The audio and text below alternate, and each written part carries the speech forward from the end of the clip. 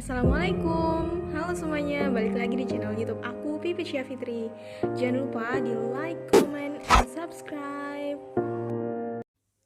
Oke, pada video kali ini aku akan membuat tutorial mengerjakan soal uji asumsi klasik regresi linear sederhana menggunakan aplikasi SPSS dan Microsoft Excel. Langsung aja kita masuk ke soalnya. Nah, di sini sudah ada satu contoh soal regresi linear sederhana. Diamati contoh acak 10 perusahaan yang memproduksi laptop dari bulan Januari sampai Oktober tahun 2015, kemudian dicatat pengeluaran iklan dalam miliar dan profit dalam miliar. Ingin diketahui apakah ada pengaruh antara biaya iklan dengan profit perusahaan tersebut. Nah, di bawah ini sudah ada tabel yang berisikan data. Di sini ada 3 kolom. Yang pertama kolom bulan itu dari Januari sampai Oktober. Kolom kedua itu iklan atau X, dan kolom ketiga itu profit atau Y. Untuk menghitung atau menguji asumsi klasik menggunakan aplikasi SPSS, yang pertama-tama dilakukan adalah kita copy data yang ada di kolom iklan dan profit. Lalu kita buka aplikasi SPSS. Kita kecilkan ini. Nah, kita pastekan di sini.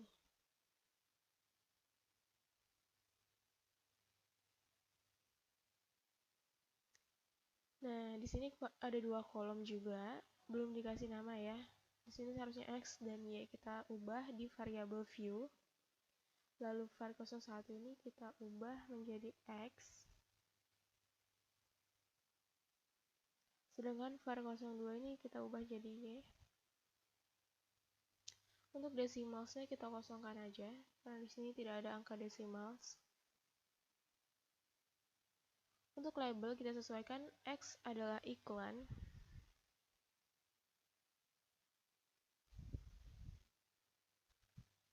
dan Y adalah profit.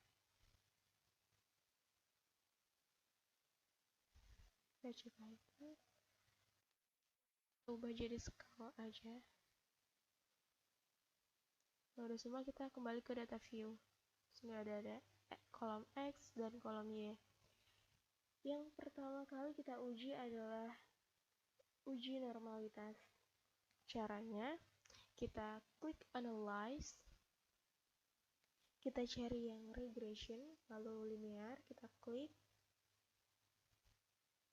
Untuk dependent, kita masukkan profit, dan independennya kita masukkan iklan. Lalu kita klik save. Kita berikan centang pada di bagian residuals nih yang unstandardized.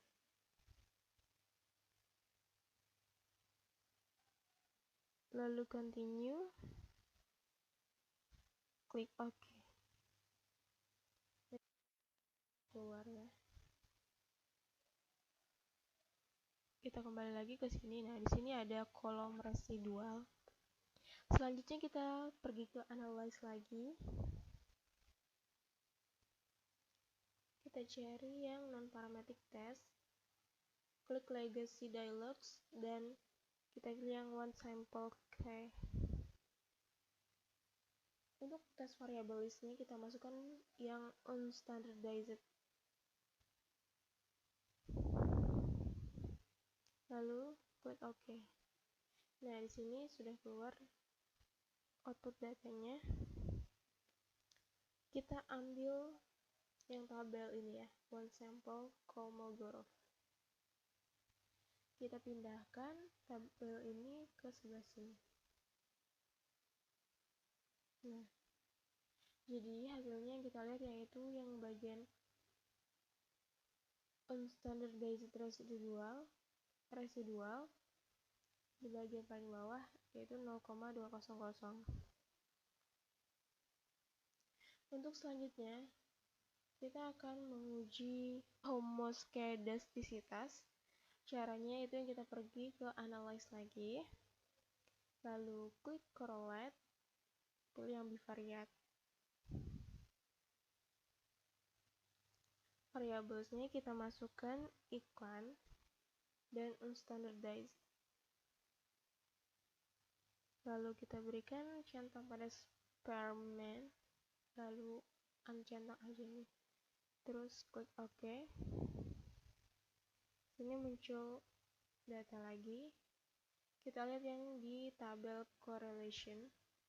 Nah, ini kita pindah ke sebelah sini. Ini ya.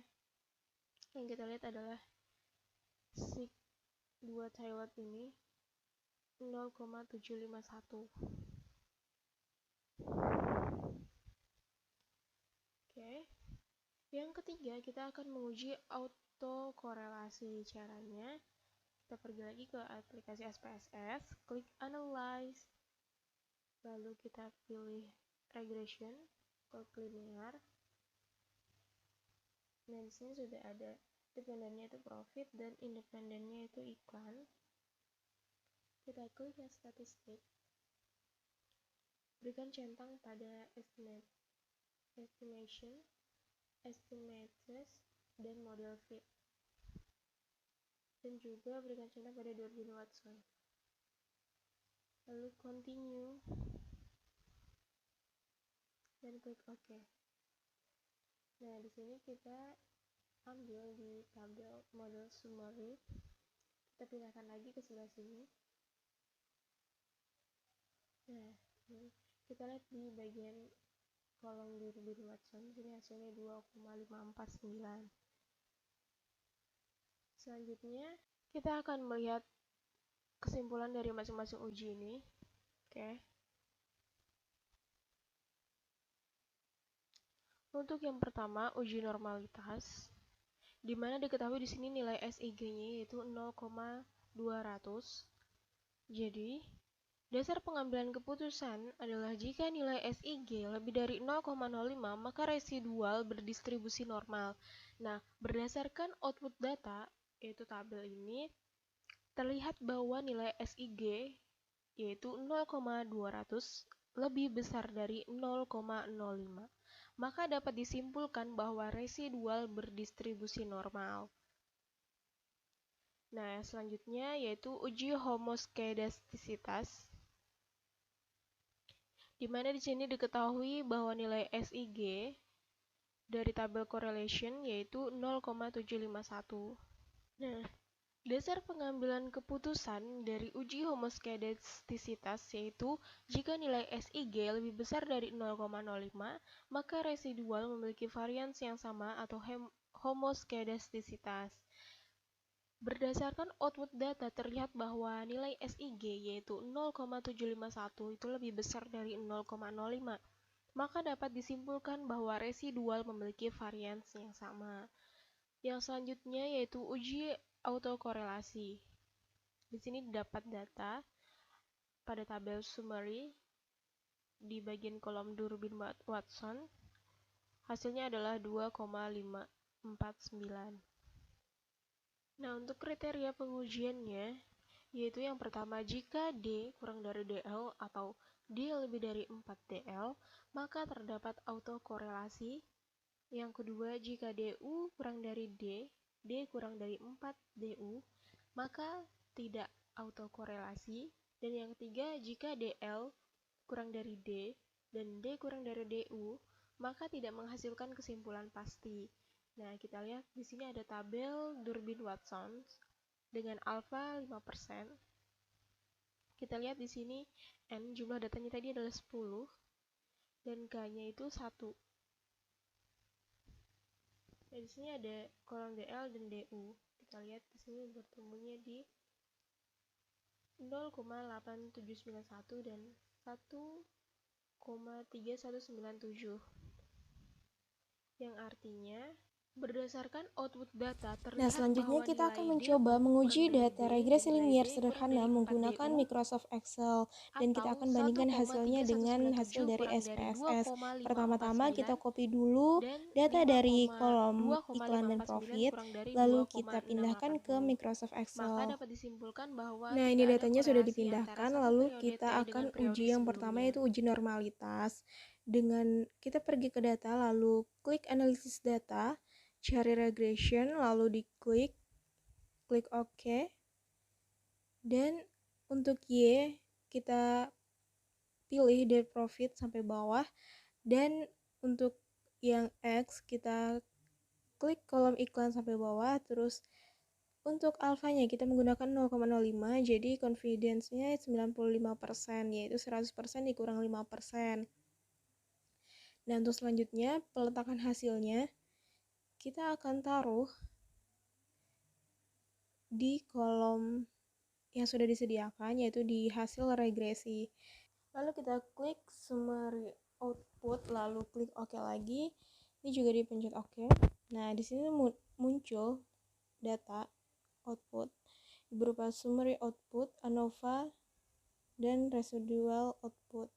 Nah, di sini saya kasih tanda yaitu R², kita beri warna kolomnya.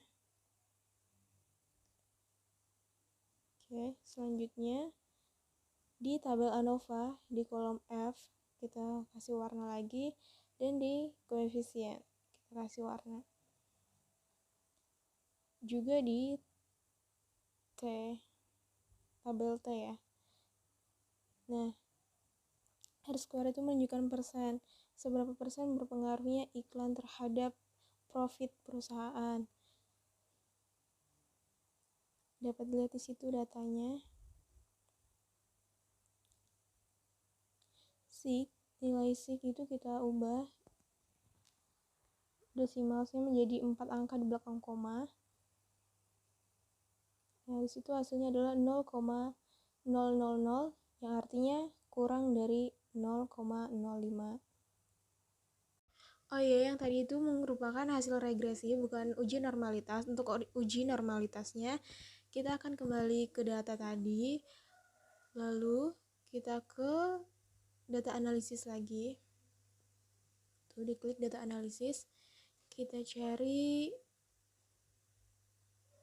koefisien, lalu klik OK. Nah, untuk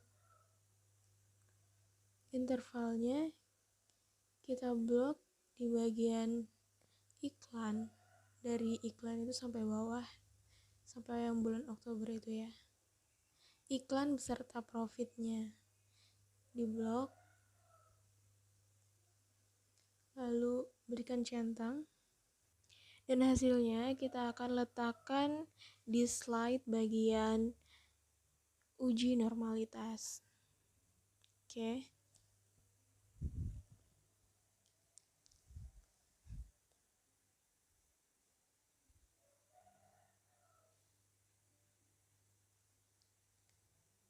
Oh, sebelumnya kita letakkan di data dulu. Nah, di situ sudah diketahui bahwa profit dan iklan sudah ada di tabel. Lalu kita akan copy ke slide bagian uji normalitas. Di situ diketahui bahwa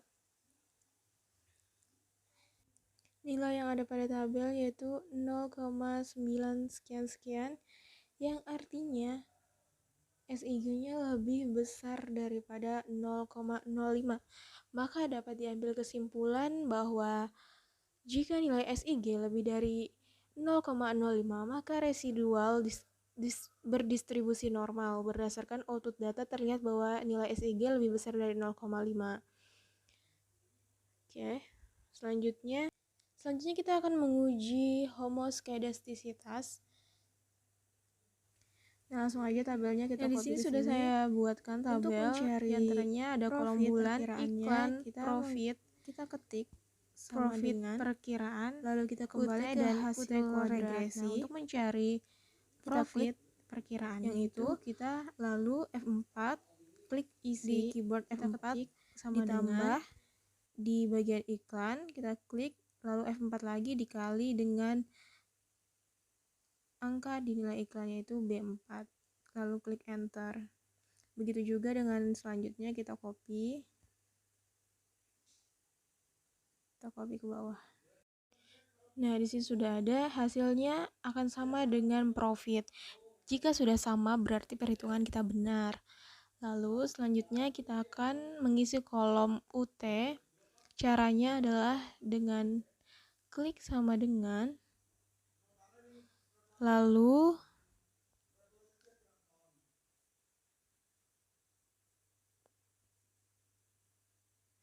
kita klik kolom profit yaitu C4,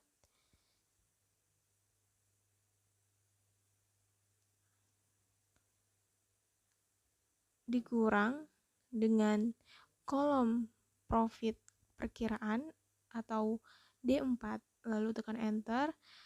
Sama saja mengisi kolom baris berikutnya menggunakan rumus yang sama. Kita copy, lalu hasilnya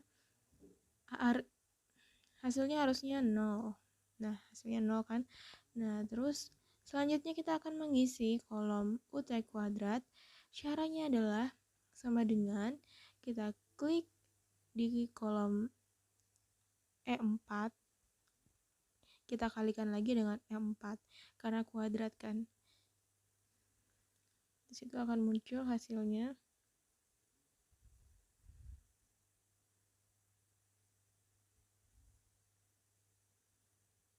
Nah, cara yang sama untuk mengisi baris berikutnya, kita copy lalu kita pastekan.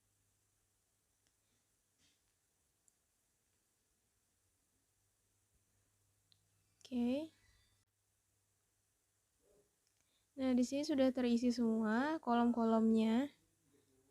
Untuk langkah selanjutnya, kita akan menguji homoskedastisitas dengan pergi ke data lagi, lalu kita cari di bagian regression. Kita isi yang Y range-nya dengan yang ada di kolom UT kuadrat. Lalu selanjutnya X range-nya kita isi dengan iklan atau X. Kita blok lagi. Nah, selanjutnya untuk peletakan hasil kita akan taruh di bagian sebelah kanan tabel sebelumnya. Nah, di situ langsung muncul data outputnya, yaitu berupa summary output ANOVA. Nah, di situ juga sudah ada data-datanya, kita lihat. Nah, di situ ada sig F dengan hasil 0,1 sekian-sekian. Nah, selanjutnya itu ada kolom t-stat dan p-value, kita berikan warna berbeda. Sebenarnya dari sig F kita dapat memperoleh kesimpulan di mana sig F lebih dari 0,05. Maka dapat diketahui bahwa residual memiliki varians yang sama, atau disimpulkan bahwa terjadi homoskedastisitas. Oke, baik. Yang selanjutnya kita akan melakukan uji autokorelasi. Di sini sudah ada tabelnya. Sama saja seperti uji homoskedastisitas, hanya saja ada tambahan 2 tabel, yaitu UT-1 dan UT-1 kuadrat. Untuk mengisi tabel UT-1, kita akan mengisi mulai dari kolom yang kedua. Nah, untuk mengisi kita klik sama dengan, lalu kita blok kolom UT sesuai dengan barisnya, yaitu F4 untuk yang sebelumnya ya, baris sebelumnya. Jadi misalkan kita mengisi kolom di baris nomor 2 UT-1, maka kita akan blok yang UT kolom yang paling atas. Nah, itu didapatkan hasilnya juga langsung di copy ke bawah. Untuk UT min UT-1 pangkat 2 itu cara mengisinya adalah klik sama dengan dalam kurung UT, kita klik di UT sesuai dengan barisnya sejajar, lalu dikurangkan dengan UT-1 yang ada di sebelahnya juga. lalu tutup kurung, lalu dikuadratkan, lalu pencet enter. Nah, di situ muncul nilainya, lalu kita kopikan ke bawah. Itu muncul nilainya. Oke, untuk UT kuadratnya ternyata bukan pakai data yang sebelumnya, yaitu dengan cara kita klik sama dengan, lalu klik lagi di baris F3, kita kalikan dengan F3 juga karena kan kuadrat, lalu tekan enter. Di situ muncul hasilnya, lalu kita copy juga ke bawah, enter. Di situ didapat hasilnya sebesar 14.103. Oke, untuk mencari D, di situ sudah ada rumus bahwa sigma UT min 1 kuadrat per sigma UT kuadrat. Jadi langsung aja kita ketik D, lalu kita klik sum, kita pilih yang di bagian baris H14 dan per I14. Kita beri warna biar jadi pembeda. Kita tekan enter, di situ muncul hasilnya 2,5 sekian-sekian. Nah, dapat diketahui bahwa nilai D lebih besar dari 0,05 dan juga lebih kecil daripada 4 min DU. Yang artinya dapat disimpulkan bahwa tidak ada korelasi antara satu periode T dengan periode sebelumnya. Nah, setelah kita menguji data menggunakan Microsoft Excel, dapat diketahui bahwa apabila kita menguji data menggunakan aplikasi SPSS dan menggunakan Microsoft Excel, akan mendapatkan hasil yang sama. Jadi sekian video dari saya. Apabila ada kesalahan dalam pengolahan data, saya mohon maaf. Semoga video ini dapat bermanfaat. Sekian dan terima kasih. Wassalamualaikum warahmatullahi wabarakatuh.